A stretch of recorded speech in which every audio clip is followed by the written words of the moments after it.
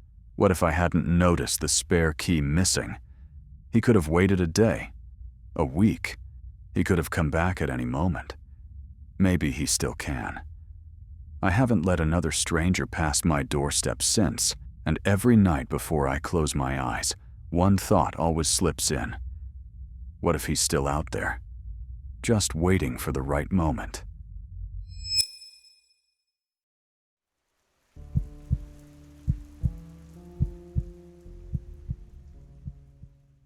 I live alone in a single-story house a few miles outside the city.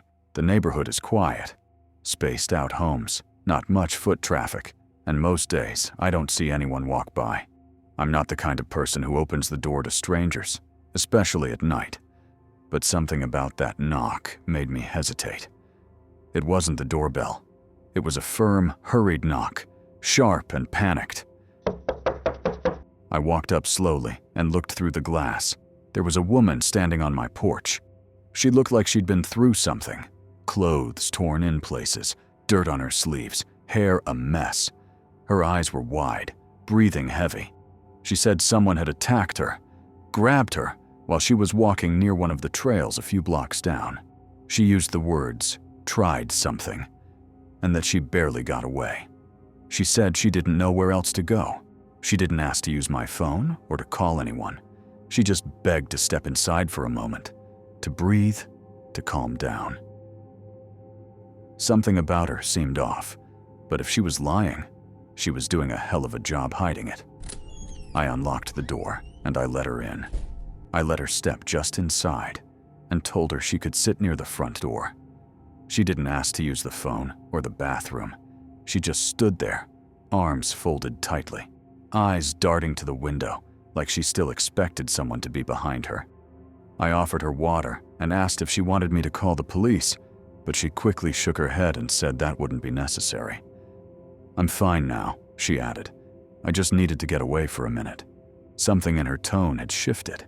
She no longer sounded as panicked or breathless. Her voice was flatter now, steady, almost controlled.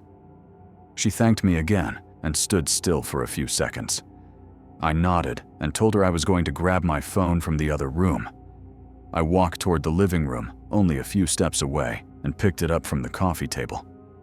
When I came back, she wasn't standing where I'd left her. She was in the kitchen, standing near the back door, one hand resting on the handle. She hadn't opened it, but she was staring outside like she was waiting for something. I stopped in the hallway and asked, "What are you doing?" She didn't turn fully, just shifted slightly and said, "Just checking to see if he's still out there." Her voice sounded different now, not afraid, just measured, calm in a way that didn't make sense. Before I could respond, the door suddenly pulled inward with force. Someone was on the other side, pulling hard. I reacted without thinking. I lunged forward, grabbed her by the arm and shoved her to the side. She stumbled back as I slammed my shoulder into the door, just as it cracked open an inch. A hand pushed through the gap, trying to get a grip on the frame. Whoever was outside was strong, and they weren't hesitating. I held my weight against the door, struggling to keep it shut as it flexed under pressure. For a few seconds, it was a silent tug of war. No voices, just the creak of the hinges and the sound of my breath catching in my throat. I managed to push it closed and threw the deadbolt into place. Then everything stopped. The force behind the door vanished. No more pulling, just stillness. I turned around, ready to ask the woman what the hell was going on. She was gone. I rushed to the front of the house and flung the door open. She was already down the street, running fast, arms pumping, head low. She didn't look back. She didn't scream, she just ran, like someone who knew exactly where she was going. I didn't chase her. I didn't move. I just stood in the doorway, listening to the night around me, trying to slow my breathing while the pieces fell into place. Then I called the police. They showed up about 15 minutes later and swept the property. No one was found, but near the back fence, they discovered a bag left behind in the brush. Inside were torn clothes, a makeup-stained towel, a cheap blonde wig, and a pair of women's shoes, none of which she had been wearing when she knocked on my door. One of the officers told me it wasn't the first time he'd seen something like this.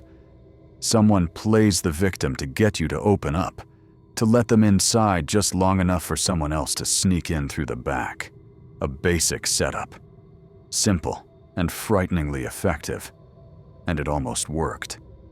I didn't change the locks or install cameras. Nothing had been stolen, and technically, no one had even made it inside. But something in the atmosphere of the house had shifted. It felt like the walls had absorbed the tension, like the quiet didn't sound quite the same anymore. The police never found them. They said setups like this happen from time to time. One person plays the victim, the other waits for the right moment. It's quick, calculated, and hard to trace unless someone gets hurt or caught. According to them, I was lucky. It didn't feel like luck. It felt like I'd come inches from making a mistake I wouldn't have been able to undo. She hadn't forced her way in. I was the one who opened the door. That's the part that stayed with me.